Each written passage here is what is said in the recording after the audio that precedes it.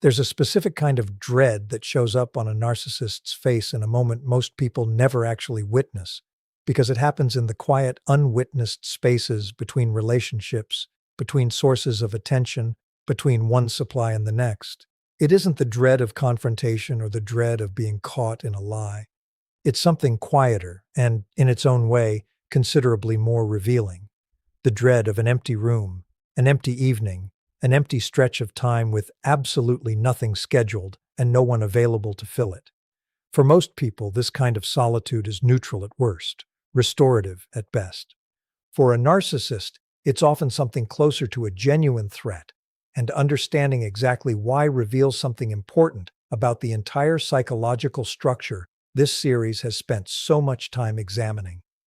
This is what we're exploring today, and I want to frame the question precisely because can never truly be alone means something specific here, worth distinguishing from simple loneliness or ordinary social preference. Plenty of people, narcissistic or otherwise, simply enjoy company and dislike solitude, and that preference alone doesn't indicate anything particularly concerning.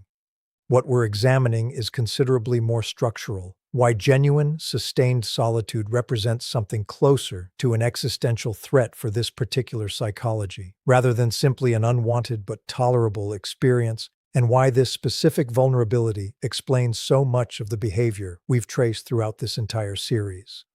Let's start with something foundational, because it's the thread connecting everything else in this exploration, the difference between solitude and loneliness, and why narcissistic psychology experiences even brief, ordinary solitude in a way that resembles something considerably closer to loneliness than most people ever experience it. For most people, solitude and loneliness are genuinely separate states. Solitude can be peaceful, restorative, even necessary, a space where thoughts settle and a person reconnects with their own internal experience without needing anyone else's presence to feel complete. Loneliness is different, a painful, unwanted absence of connection, something most people actively work to avoid or resolve when it arises. Here's what's worth understanding precisely about narcissistic psychology and this distinction. The capacity to experience genuine, peaceful solitude depends on having a stable, internally generated sense of self, one that doesn't require ongoing external confirmation in order to feel real and whole. Remember everything we've traced throughout this entire series about how this particular psychology tends to develop. An internal sense of self that never fully learned to generate its own stability, remaining perpetually dependent on external sources, admiration, attention, engagement, in order to feel secure. Without this internal stability, solitude doesn't offer the same restorative quality it offers most people. Instead, it removes the ongoing confirmation this psychology depends on to feel real, and this removal, even for a relatively short period, tends to produce something considerably closer to genuine loneliness than ordinary, comfortable solitude. This is worth understanding as the actual mechanism behind a pattern many people notice but rarely fully understand. Why narcissists so often move remarkably quickly from one relationship to the next. Why genuine periods of being single seem to be avoided almost at any cost. Why even relationships that are clearly unhealthy or poorly matched seem preferable, from the narcissist's perspective, to no relationship at all. This isn't simply about romantic attachment in the way most people understand it. It's about something more structural, an inability to tolerate the specific kind of unmanaged internal experience that solitude, even brief solitude, tends to produce. Let's talk about what actually happens internally during even ordinary brief stretches of solitude, because understanding this mechanism explains why the avoidance is often so immediate and so intense. Remember everything we've traced throughout this entire series about the fragile core underneath narcissistic defenses, the belief, buried deep enough that it rarely surfaces into conscious awareness, that they are fundamentally insufficient, unworthy of love once truly seen. Ongoing external engagement, whether it's admiration, attention, or even conflict, functions as a kind of continuous distraction from this underlying belief, keeping attention oriented outward toward managing other people's perceptions and reactions, rather than inward, toward the uncomfortable internal experience solitude would otherwise leave unguarded and exposed. This is worth understanding precisely because it reveals something important about why solitude specifically, more than almost any other circumstance, tends to produce such visible discomfort in this particular psychology. Solitude removes the external distraction entirely. There's no one to charm, no one to manage, no one whose perception needs monitoring or shaping. What remains in that empty space is direct, unmediated contact with exactly the internal experience this entire psychological structure has been built to avoid, and without any external distraction available to redirect attention away from it. This contact tends to produce genuine, often intense discomfort, even during solitude that would be brief and unremarkable for most other people. Let's talk about a specific pattern worth recognizing, one that illustrates this mechanism clearly. The almost compulsive need to fill any gap in social schedule, sometimes with genuinely meaningful connection, but often with whatever engagement happens to be available, regardless of its quality or genuine desirability. This might look like reaching out to someone they don't particularly value simply because reaching out to no one feels considerably worse. It might look like maintaining contact with an ex-partner they claim to have no interest in reconciling with, simply because that contact provides engagement that solitude cannot. It might look like an inability to sit through even a single evening without some form of external stimulation, a phone constantly checked, a background noise constantly required, anything to avoid the genuine, unfilled quiet that ordinary solitude represents.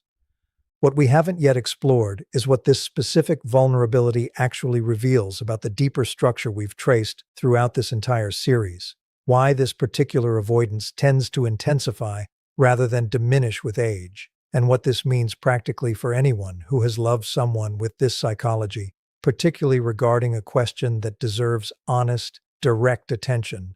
Whether this genuine incapacity for solitude represents something that could ever meaningfully change, or whether it remains, across an entire lifetime, one of the most consistent and most revealing features of this particular psychological structure. Let's talk about why this particular avoidance tends to intensify rather than diminish with age, because this pattern is worth understanding precisely, and it reveals something important about how this underlying vulnerability actually compounds over time, rather than resolving through simple maturity or life experience. Here's what's worth understanding about the trajectory. Throughout younger adulthood, external sources of validation tend to be relatively abundant and relatively easy to access. New relationships form more readily. Social circles tend to be wider and more fluid. Physical attractiveness, career novelty, and general social energy all provide multiple overlapping channels through which admiration and attention can be gathered without requiring particularly deliberate effort. This abundance tends to mask, at least partially, the underlying dependency we've traced throughout this exploration, because the supply, while genuinely necessary, is rarely difficult to obtain during these earlier years. As life progresses, though, these channels often narrow considerably, sometimes gradually, sometimes more abruptly. Social circles contract, as they tend to for most people with age, but this contraction affects narcissistic psychology considerably more severely, because the underlying need for ongoing external validation never actually diminished the way the available supply has. Career novelty fades, replaced by routine. Physical attractiveness, however much energy has been invested in maintaining it, inevitably shifts. Romantic relationships, if a pattern of instability has characterized earlier decades, often become harder to form and sustain as reputation, exhaustion, and simple demographic reality reduce the pool of available new partners willing to invest in someone with an established pattern of relational difficulty. This is worth understanding as the actual mechanism behind why solitude tends to become considerably more threatening rather than less as this specific psychology ages. The underlying dependency was always there, present from early adulthood onward, but its consequences become considerably more visible and considerably more difficult to manage once the abundant supply of younger years has genuinely narrowed. This is precisely why you'll often observe increasingly desperate, increasingly transparent attempts to maintain engagement in later decades, behavior that can look, to outside observers, considerably more overt and considerably less socially skilled than the smoother, more effective patterns typically displayed during earlier years when abundant supply made subtlety considerably less necessary. Let's talk about something important, worth naming directly, because it addresses a genuinely difficult and often painful question for anyone who has loved someone with this psychology: whether this incapacity for solitude represents something that could ever meaningfully change. This deserves honest, careful treatment rather than either false hope or unnecessary pessimism, because the accurate answer sits somewhere considerably more nuanced than either extreme. Here's what's worth understanding precisely. The underlying dependency on external validation isn't inherently permanent in an absolute, unchangeable sense. Genuine internal stability, the kind that would allow someone to actually tolerate and even find restoration in solitude, is theoretically achievable through the same kind of deep, sustained psychological work that produces meaningful change in almost any deeply rooted pattern. This work would need to involve genuinely confronting the underlying belief of fundamental insufficiency we discussed extensively in an earlier exploration throughout this series, tolerating the shame that confrontation would require without immediately deploying the usual defenses, and gradually, slowly, building an internal sense of self that doesn't depend on continuous external confirmation in order to feel real. This is worth understanding as genuinely possible in principle, but it's also worth being honest about why it remains genuinely rare in practice, and this honesty matters considerably more than false optimism would. Remember everything we've traced throughout this entire series about why genuine self-examination is so difficult for this particular psychology to sustain, because it requires tolerating exactly the internal discomfort the entire defensive structure exists to avoid.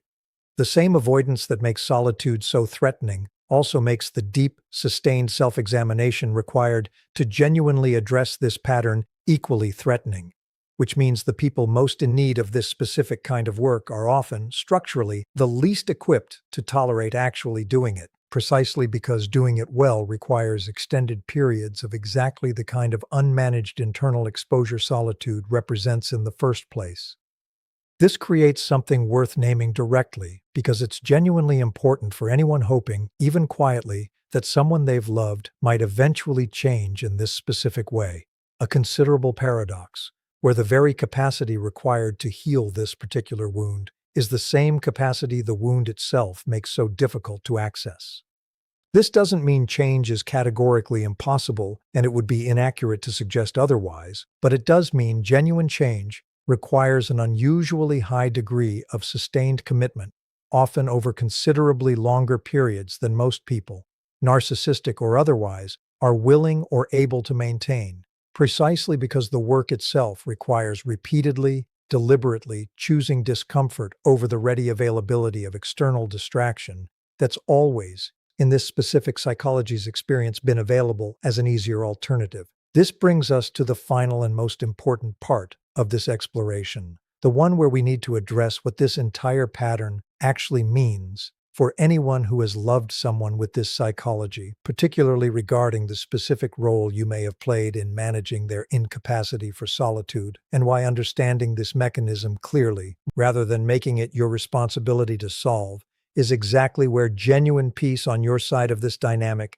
actually begins. Let's talk directly about the specific role you may have played in managing this incapacity for solitude, because this is worth examining honestly, and it connects to something we've traced throughout this entire series regarding the exact function empaths so often serve in these relationships without ever consciously choosing that role. Here's what's worth understanding precisely about this specific dynamic. Remember everything we've discussed throughout this series about how narcissistic psychology depends on external validation to manage an underlying, unbearable internal state. A partner capable of deep, sustained emotional attention, someone genuinely present, genuinely attentive, genuinely willing to offer consistent engagement, functions as an exceptionally effective solution to exactly the problem we've traced throughout this entire exploration. You weren't simply a romantic partner in the ordinary sense. You were, functionally, a continuous buffer against the exact solitude this psychology cannot tolerate, someone whose presence made genuine, unmanaged aloneness considerably less necessary to ever actually confront. This is worth understanding as genuinely significant because it explains something many people find confusing when they look back on these relationships. Why their absence, once the relationship ended, seemed to trigger something considerably more intense and considerably more urgent than ordinary heartbreak alone would typically produce. Losing you wasn't just losing a partner. It was losing a specific, reliable buffer against exactly the internal vulnerability we've traced throughout this entire exploration. And this loss, structurally, tends to activate the underlying dread of solitude with particular force, precisely because a functioning, effective buffer had suddenly, permanently disappeared. Let's talk about why understanding this mechanism should relocate responsibility exactly where it belongs, rather than leaving you carrying weight that was never actually yours to hold. This is worth stating with real clarity, because it's genuinely important for anyone processing the end of one of these relationships. You were never actually responsible for solving someone else's incapacity for solitude, regardless of how effectively you may have functioned as a buffer against it while the relationship continued. This buffering function, however real and however significant, was never actually a sustainable solution to the underlying problem. It was a workaround, one that allowed the actual issue to remain permanently unaddressed, precisely because your presence made genuine confrontation with it unnecessary. This is worth understanding as something considerably more important than it might initially appear, because it reframes something many people quietly wonder about after these relationships end. Whether staying longer, giving more, being somehow more consistently present might have eventually helped, might have somehow been the missing ingredient that could have finally produced genuine change. The honest answer, based on everything we've traced throughout this exploration, is that continued buffering was never actually going to produce genuine change, precisely because it removed the exact pressure, sustained, unmanaged solitude that would have been required to eventually force the deep, difficult internal work we discussed in Part 2. Your presence, however loving, however consistent, was never actually the solution. In a genuinely important sense, it was functioning as the obstacle preventing the actual problem from ever becoming visible enough or painful enough to require genuine address. This is worth sitting with directly because it offers something considerably more valuable than simple absolution from guilt you likely never should have carried in the first place. It offers accurate understanding of what your leaving actually represented, not abandonment of someone who needed you, but the removal of an obstacle that had been quietly preventing genuine confrontation with a problem that desperately needed confronting, whether or not that confrontation ever actually occurred once the buffer was gone, whether they ever used this newly unavoidable solitude productively, whether they eventually did the deep work we discussed, or whether they simply found another buffer to replace you, remains genuinely outside your control and genuinely outside your responsibility, exactly as it always should have been. Here's the deepest insight worth carrying forward from everything we've traced across this entire exploration, one that connects this specific topic to something considerably larger this entire series has been building toward from its very beginning. The reason narcissists can never truly be alone reveals something important not just about their psychology, but about what genuine wholeness actually requires. And it's worth understanding this final piece as directly relevant to your own life, not just theirs. Genuine peace with solitude, the capacity to sit inside your own company without requiring constant external validation in order to feel complete, isn't just the thing this particular psychology struggles to achieve. It's genuinely one of the most valuable capacities available to any person, narcissistic or otherwise, and it's worth understanding your own healing journey throughout this entire series as, in significant part, the slow, deliberate building of exactly this capacity, one that they, structurally, may never fully achieve, but one that remains entirely, genuinely available to you. So if there's one thing worth carrying forward from everything we've explored throughout this entire series, let it be this. You were never responsible for teaching someone else how to be alone with themselves. That work, difficult and rare as it is, was always theirs to do, whether or not they ever actually chose to do it. What was always genuinely yours to build was your own capacity for exactly this thing, the ability to sit inside your own solitude, your own company, your own unaccompanied thoughts, and find they're not threat, not emptiness requiring urgent filling, but something considerably more valuable. Genuine peace, built patiently, that no longer requires anyone else's presence, anyone else's validation, or anyone else's ongoing engagement in order to feel entirely, permanently whole. Let's add one final thought worth naming directly here, because it closes the loop on everything this entire series has traced from its very beginning. Their inability to be alone was never a mystery you needed to solve. Your ability to finally be alone, peacefully, completely, was always the actual point. Let's add a bit more to that closing thought, because it deserves real space rather than a rushed final line.